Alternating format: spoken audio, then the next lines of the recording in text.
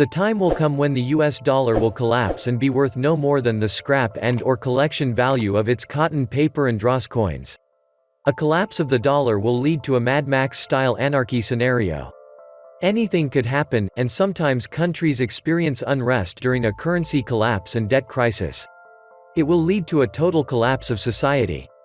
The effect of devalued dollar reserves on foreign countries is less clear and probably depends on each country. In case of a major systemic collapse, your best bet is probably to go for rural areas. Food shortage and urban unrest are the two things you are trying to avoid. Plenty of countries have lots of land. The dollar is the global trade and reserve currency. Everyone deals in dollars. So the countries which you should choose should be the ones who do not deal with the dollar at all but or will not in a few years. So, if they're able to sustain for a few years and go on without using the dollar, they'd be a great choice. The European countries have one drawback, i.e., their good amount of reserve and trade is in the dollar. So they will feel a ripple not immediately but after a while. The truth is that no country is safe if the dollar falls because someone or the other you deal with does rely on the dollar, and this leads to you getting affected if they do. It's the domino effect, and the first to start this fall would be the dollar. If the dollar collapses, foreign investors and central banks will stop demanding dollars. US bond prices will fall, or US interest rates will rise. Mortgage and credit card rates will soar, sending the US economy back into recession.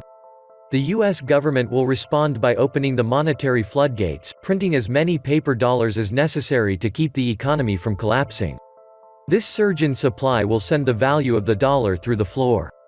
Prices for most things will skyrocket, and people whose life savings are in cash, bank, or dollar-denominated bonds will be wiped out.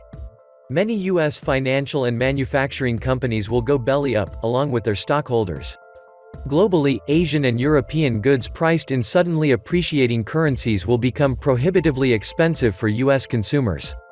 Throughout history, when a nation's debt exceeds its ability to repay even the interest, it can be assumed that the currency will collapse. Typically, governments exacerbate the situation by printing large amounts of currency notes in an effort to inflate the problem away, or at least postpone it. The greater the level of debt, the more dramatic the inflation must be to counter it. The more dramatic the inflation, the greater the danger that hyperinflation will take place. No government has ever been able to control hyperinflation. If it occurs, it does so quickly and always ends with a crash. Although there are observers, myself included, who frequently discuss what a reserve currency crash would mean to the world, there is my list of the top 10 countries where to consider relocating in the case of a dollar collapse and financial meltdown that will follow. Number 1, New Zealand, Australia. Another option. New Zealanders live in the fourth safest country in the world, behind Iceland, Denmark, and Austria. 6 out of the top 10 most peaceful countries were European, according to the 2015 Global Peace Index published yesterday by the Institute for Economics and Peace.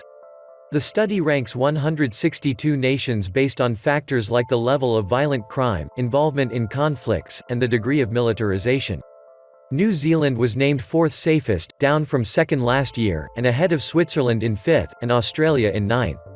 Political and social stability, relative race harmony, geographical isolation and low levels of corruption and crime were behind the ranking.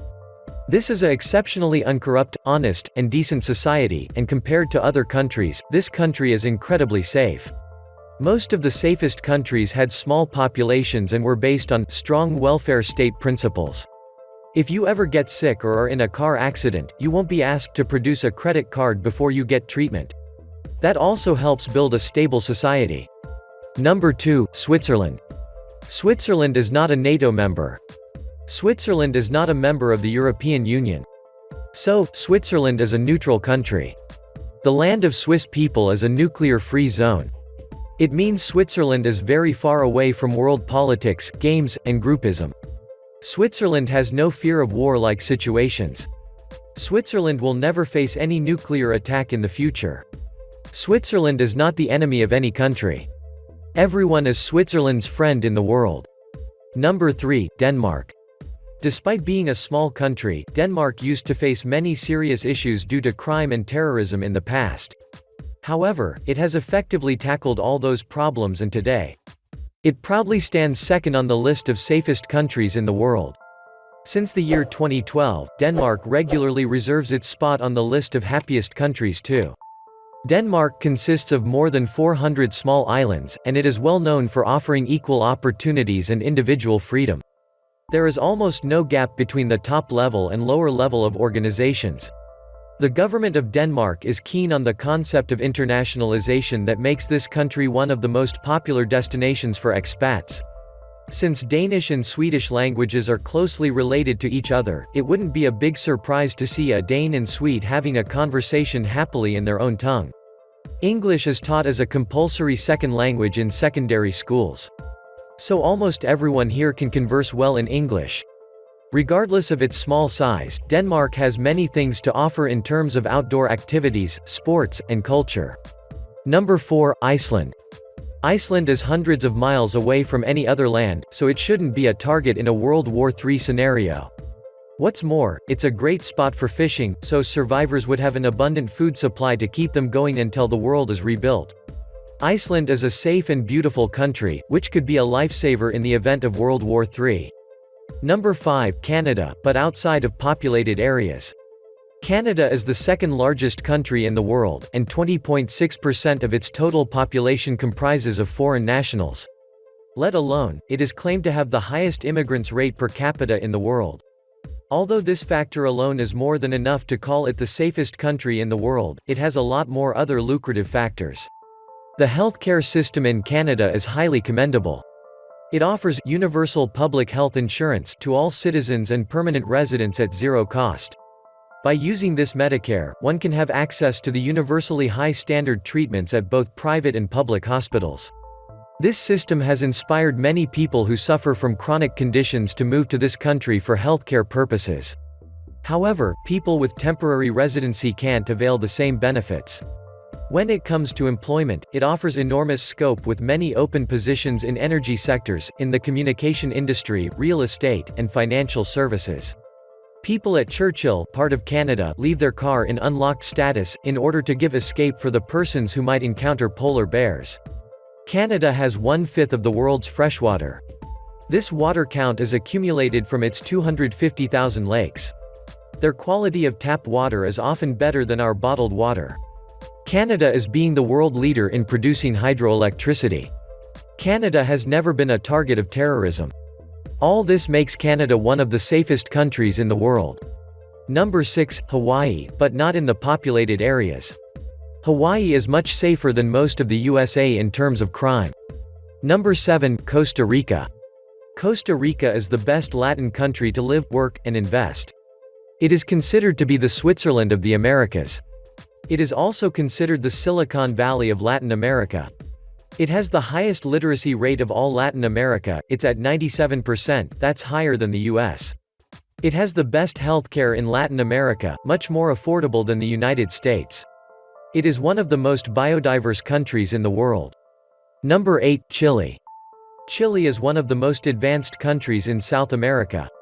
Chile is a first-world alternative in Latin America, with Latin America's highest standard of living. In fact, throughout the Americas, only the United States and Canada rate higher for the overall standard of living. The water is drinkable, the phone and internet are fast and reliable, and the public transit system is modern and efficient.